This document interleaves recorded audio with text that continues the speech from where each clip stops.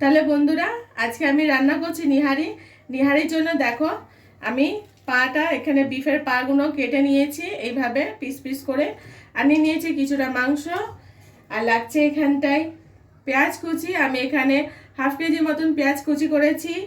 আর লাগছে এখানটায় জিরে পাউডার, ধনে পাউডার, গুঁড়ো লঙ্কা পাউডার, আর এটা হচ্ছে নিহারি মশলা। হ্যাঁ, যে কোনো দোকানে যেখানে মশলা পাওয়া যায় সেখানে বললে ওরা নিহারি মশলা দিয়ে দেবে। এটা নিহারি মশলা স্পেশাল।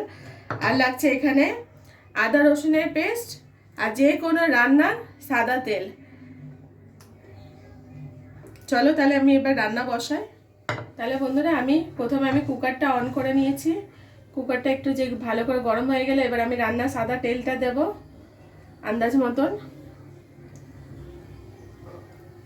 তাহলে বন্ধুরা আমি তেলটা গরম হয়ে গেছে, এবার আমি পেঁয়াজগুলো দিয়ে দিচ্ছি।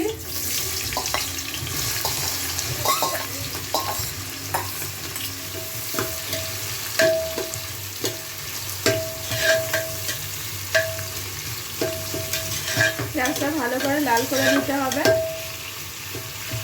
দেখো বন্ধুরা পেঁয়াজটা লাল হয়ে গেছে, এবার আমি গুঁড়ো মশলাগুলো দিয়ে দিচ্ছি। এর মধ্যে আমি আদা রসুনের পেস্টটা দিয়ে দিলাম।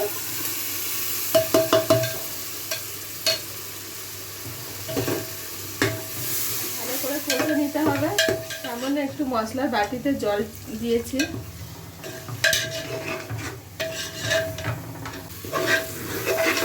তাহলে বন্ধুরা দেখো কত সুন্দর মশলা কষা হয়েছে, তেল ছেড়ে দিয়েছে।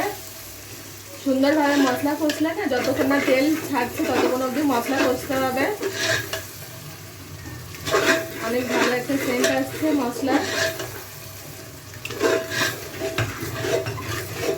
এবার আমি পাগুলো দিয়ে দেবো।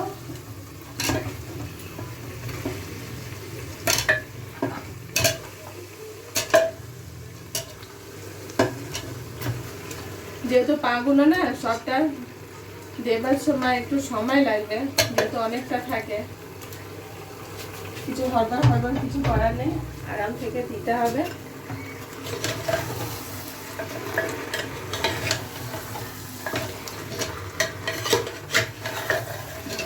এটা একটু কষে নিতে হবে। আমি এখনো নুন দিইনি, এবার আমি নুনটা দেব।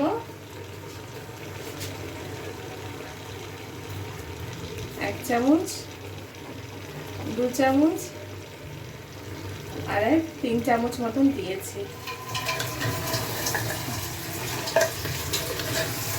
এটা ভালো করে কষা নিতে হবে যাতে ভালো করে কষা হয়ে যায়। তাহলে বন্ধুরা আমি জল দিয়ে দিচ্ছি। এবার ভালো করে কষা হয়ে গেছে। এটা জলটা না একটু বেশি লাগে, তাই না?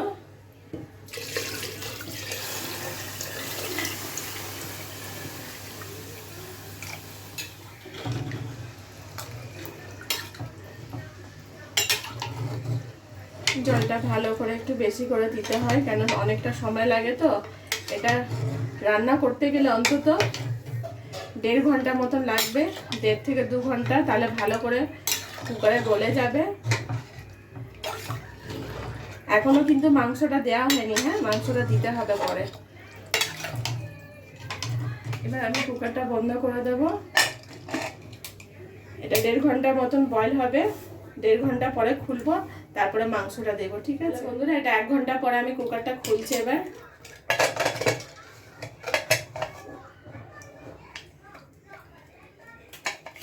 এক ঘন্টার এটা পরে গেছে। দেখো এগুলো কত সুন্দরভাবে গলেছে, দেখেছো? এবার আমি এর মধ্যে মাংসগুলো দিয়ে দেবো।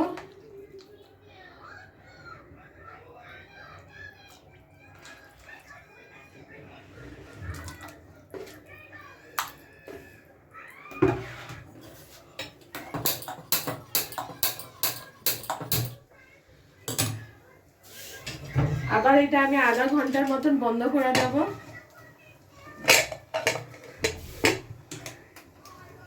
আধা ঘন্টা পরে আমি তোমাদের বের করে দেখাবো। ঠিক আছে?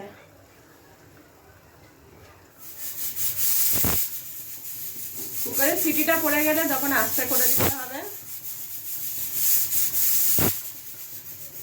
এইভাবে আধা ঘন্টা আরো হবে। তাহলে বন্ধুরা আমার এটা রান্না হয়ে গেছে। এটা রান্না হওয়ার আমি আধা ঘন্টা অমনি রেখেছিলাম, তারপর আমি দেখাবো। হ্যাঁ, এবার বের করে তোমাদের, কেন এত বেশি ধোঁয়া বেরোচ্ছিল যে আমি তোমাদের যে বের করে দেখাবো সেটা আমি পারিনি।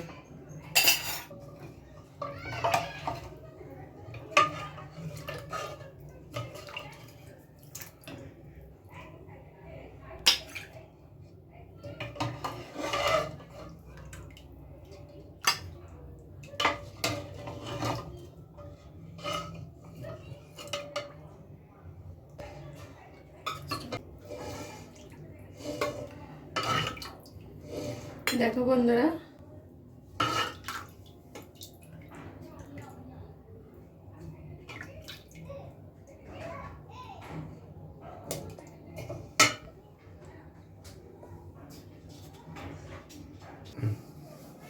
এবার জাস্ট এটা তো রান্না তৈরি হয়ে গেছে। এবার এর উপরে শুধু একটুখানি ধনেপাতা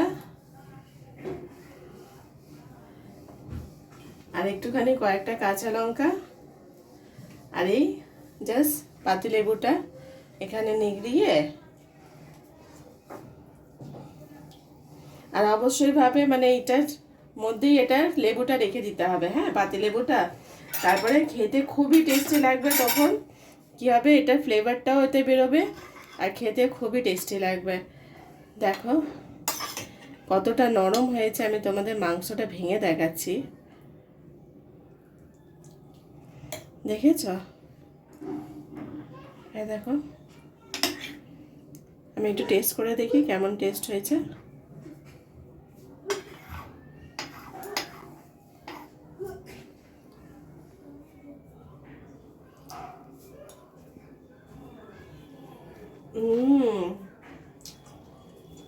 খুব টেস্টি, আর যেহেতু খুব হেলদি তো এটা যদি পা ব্যথার জন্য, মানে পায়ে ব্যথা থাকে, হাতে ব্যথা থাকে, হাড়ের জন্য খুব ভালো।